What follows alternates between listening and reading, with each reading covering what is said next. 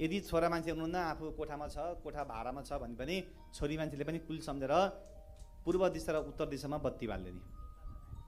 भन्ने कुलदेवता म हजुरको गोत्रको बुहारी हौ मेरो सारा कार्यमा सफलता प्राप्त होस् म त हजुरको शरणमा परेँ हे कुलदेवता गल्ती विराम भुलचुक भएमा माफ गरिदिनु होला हजुरको सन्तानले मान्नु भएन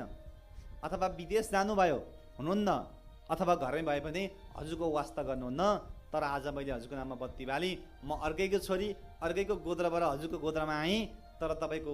नाममा बत्ती बाले बस जुन बुहारीले यति भन्छन् कुलदेवतालाई खुसीको सीमै हुँदैन छोराले बालुन् नबालुन्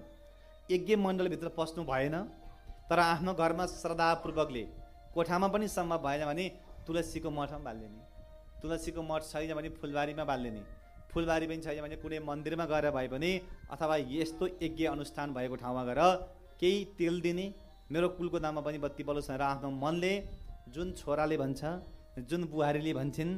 दैनिक पूर्णिमाको दिन जो बुहारी व्रत बस्ने सुन्नु है यहाँ अति महत्त्वपूर्ण कुरा छ के अरे जुन पूर्णिमाको दिन जो बुहारी अथवा बिहे नगरेको छोरी पूर्णिमाको व्रत बस्छिन् भने त्यो घरमा त अनगिन्ती फल प्राप्त हुन्छ।